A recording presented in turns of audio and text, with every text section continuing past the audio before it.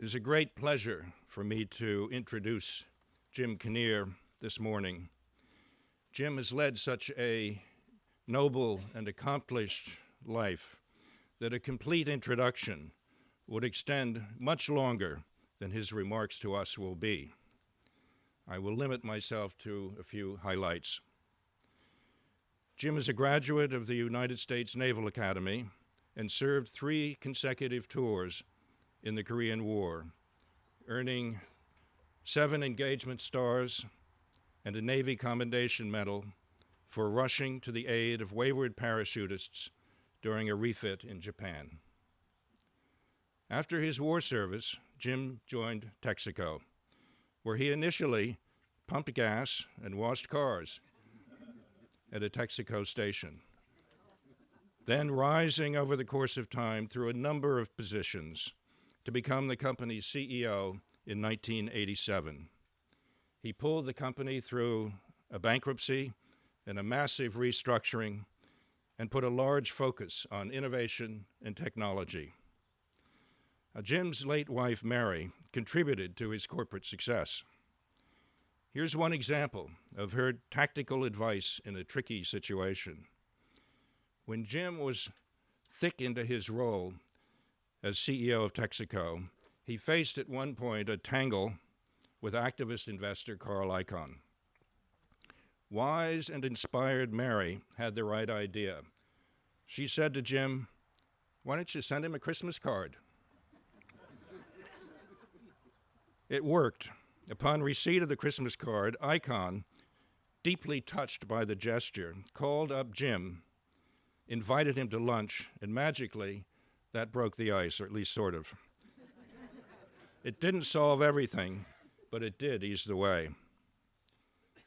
In addition to his many years of admirable service to Texaco, Jim also has served on a number of corporate and nonprofit boards, including as one of the original members of the board of the Naval Academy Foundation and as chairman of the board of the Metropolitan Opera in the 1990s. He has been and continues to be most generous with his time and all of his resources, including with his presence with us here today. Jim attributed his leadership and problem-solving skills to his time at the Naval Academy. He once wrote, "Leaders are driven by their dreams of success for the enterprise rather than themselves. They lead by words and example. They must be accountable.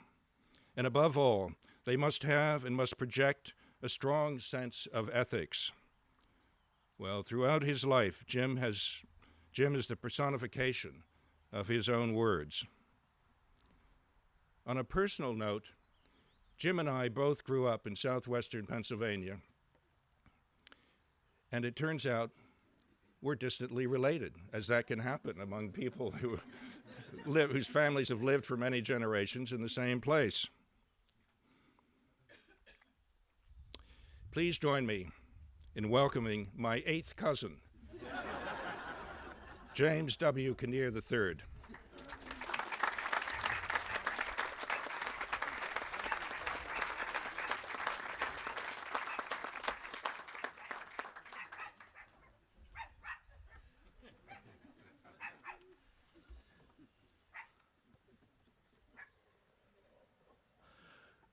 Thank you, cousin. That was very, very kind of you. And my father would have loved that, and my mother would have believed every word of it.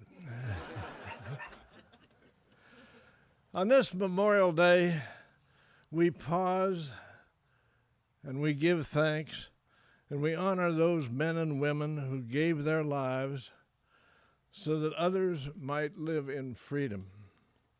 In 1776, we fought for our own freedom, and in our many conflicts since then, we have fought for the freedom of others, of peoples around the world.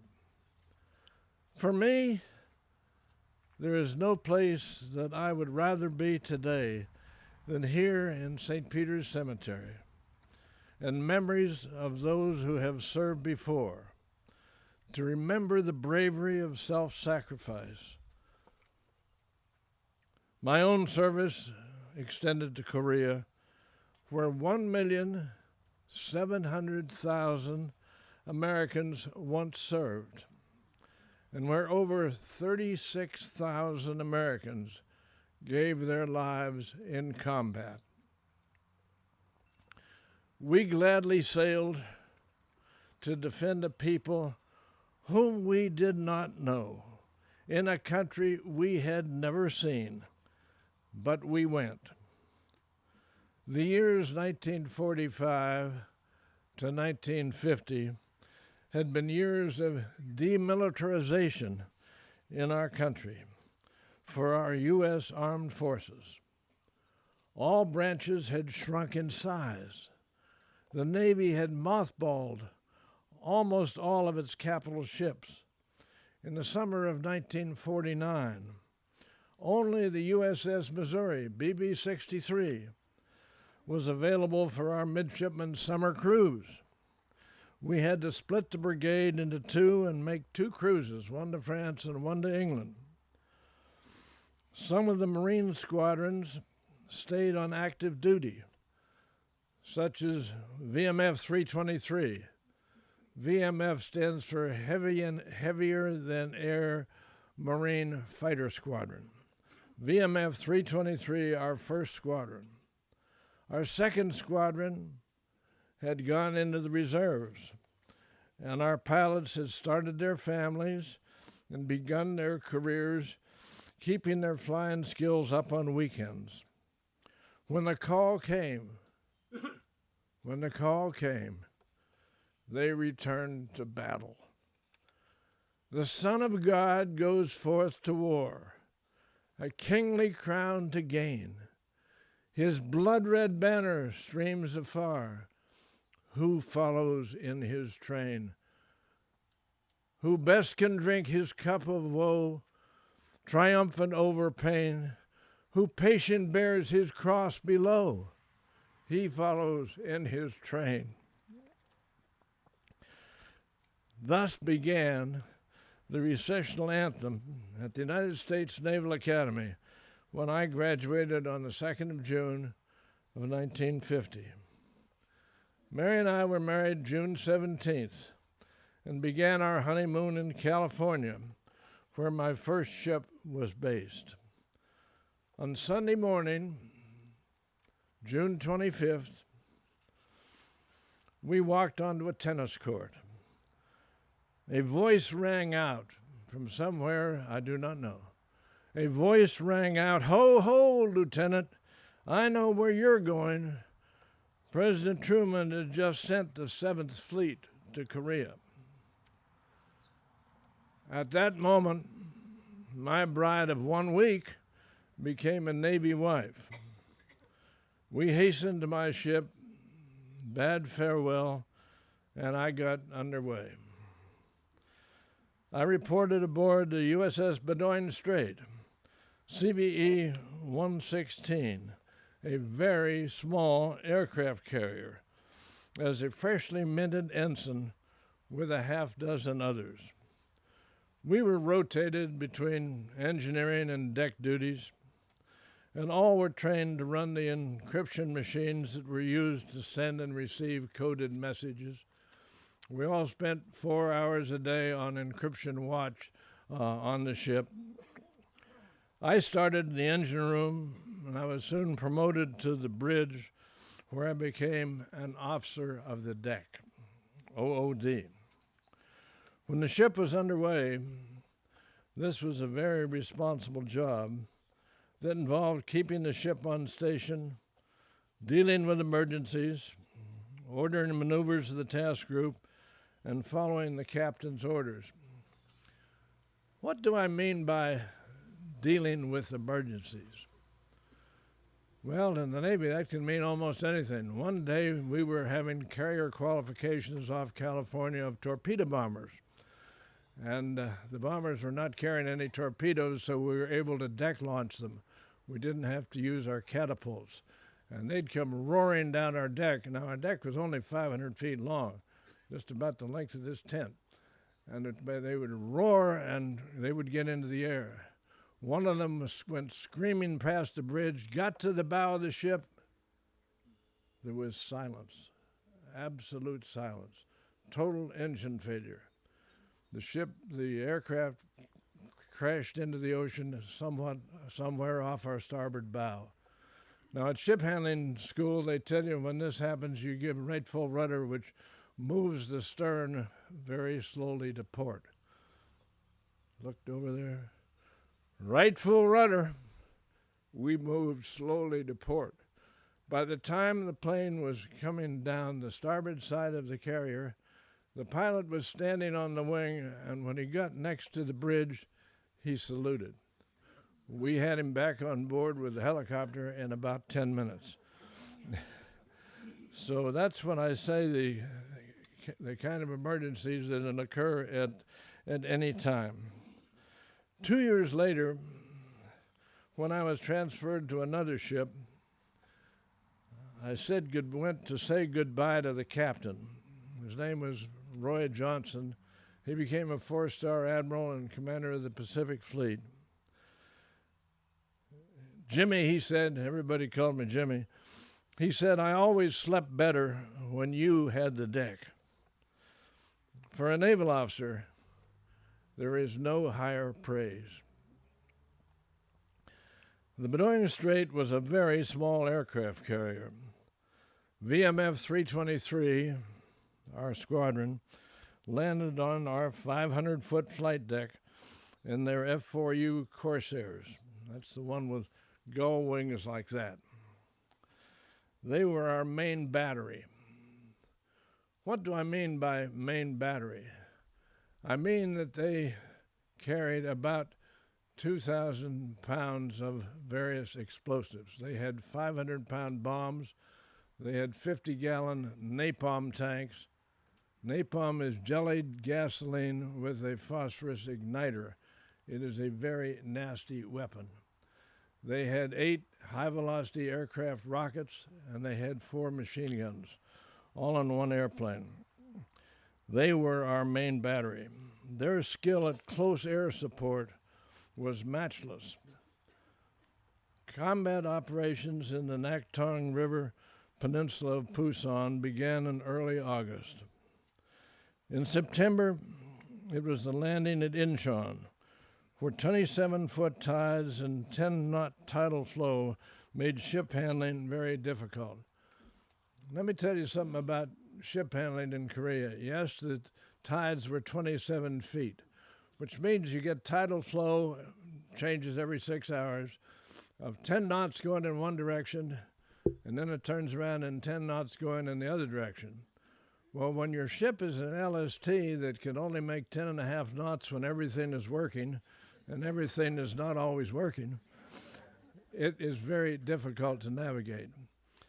So that, in addition, the waters all around coastal Korea had mines. They were left over from the Japanese in the Second War. So we had to keep the ships in the mine channels. We had many mine sweepers doing this. 3 of our mine sweepers did hit mines. They went down virtually with all hands. A very, very dangerous operation. But that's what ship handling was all about in Korea. In addition, in November, the North Korean army, which had invaded South Korea in June, was essentially destroyed. We wiped them out. Home by Thanksgiving was the word in the fleet, and we really believed it. Then, in November, the Chinese forces, at least 240,000 strong, crossed the Yalu River and entered the combat. The snow, by this time we're in November, December, the snow was very heavy. The U.S. 1st Marine Division and the U.S. 8th Army were at the Chosin Reservoir up there in north part of what is now North Korea, and the fighting was devastating on both sides. Our Corsairs were heroic in their defense of the 1st Marine Division. By Christmas, withdrawal was ordered, and our ship's job became that of protecting the port of Hung Nam. That's the sea coast port from where our ships could rescue our troops and many Koreans. The Navy and the Merchant Marine managed safely to evacuate 104,000 U.S. servicemen and 91,000 Koreans who were saved by their movement to South Korea, south of the 38th parallel. The war continued up and down the peninsula with enormous casualties. During my 2 tours on the Bedouin Strait, we had lost 5 of our brave pilots to enemy anti-aircraft fire. We had 12 aircraft and 24 pilots on board. Close air support is effective, but extremely dangerous. For my 3rd tour, I was transferred as executive officer and navigator to an LST, USS LST 516, in the Yellow Sea supporting guerrilla warfare. On one day that spring, the spring of 1953, we were moored offshore Kyushu, the north of Kyushu, some, I would guess, about 3 miles offshore from the Owita airport. There, the 101st Regimental Combat Team was practicing parachute drops onto the runway before deploying to Korea. It was about 0800 as I watched from the bridge with my glasses. The wind had shifted around to the west, and the parachutists were landing in the water, not the runway. I knew they were in trouble. Riley, a second-class quartermaster, a signalman, a boatswain's mate, an engineman, and I jumped in an LCVP, Landing Craft Vehicles and Personnel, LCVP. We headed for the shore. The first 2 men we found were each desperately holding a buddy to his chest, unable to get rid of the ties to their parachute equipment. Riley and I pulled 2 men to safety. The first was Private First Class Ferguson. I can still see his face right there, and the gratitude on his face as I saved his life. Pulled him out of the water with his buddy. We saved 2 men, but our CPR, which we tried for 2 hours, our CPR could not save their buddies. The 101st Regimental Combat Team was very grateful to us, and our little team of 4, and invited me over to their base the next day to have a drink. No liquor was allowed, no legal liquor was allowed on Navy ships. I went, I was roundly thanked, and found that they had a sense of humor. Their little bar, they had a little bar like this. The little bar was named Malfunction Junction. For those of you who are not familiar with parachutes, a malfunction is when your chute doesn't open. As the war wound down and a truce was being negotiated in April of 1953, we received orders to evacuate civilians from the little islands of Chodo and Sokto, and they were off the coast of North Korea. These brave Koreans in our guerrilla warfare activities have been helping us, and these islands were to be part of North Korea. We were to save them, and these were on orders from Washington. Think about it. I beached our ship on Chodo and took on board 1,500 men, women, and children. We got underway for the Incheon Channel. 2 babies were born on board in the 2 days it took for us to get there. We did have a doctor on board. I offered the doctor's services to the First Lady, and she said, "No, thank you very much," and she delivered her own baby.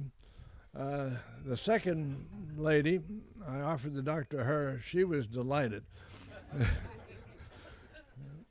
I beached the ship at 3 o'clock in the morning on a little island in the Incheon Channel. I put down the bow ramp. I didn't hit the beach too hard, and so there's about 3 feet of water under the bow, and said, "This is your new home in South Korea." Their descendants, so far as I know, are still there. Why have I told you these sea stories? It is because they are little known, but part of American history. Since 1776, the most selfless history in the annals of the world, and why we remember our servicemen and women. When I left Korea in 1953, there was one bridge across the Han River in Seoul. It was a floating bridge built by the U.S. Army engineers.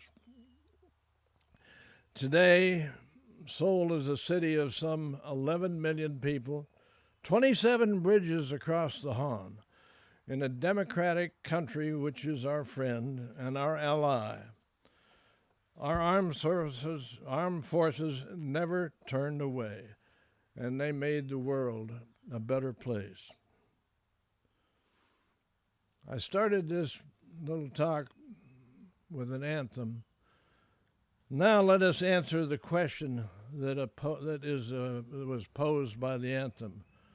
Who follows in his train? I look across this graveyard, these beautiful fields, and I say to myself, and I say to you, O God, to us may grace be given to follow in their train. Amen.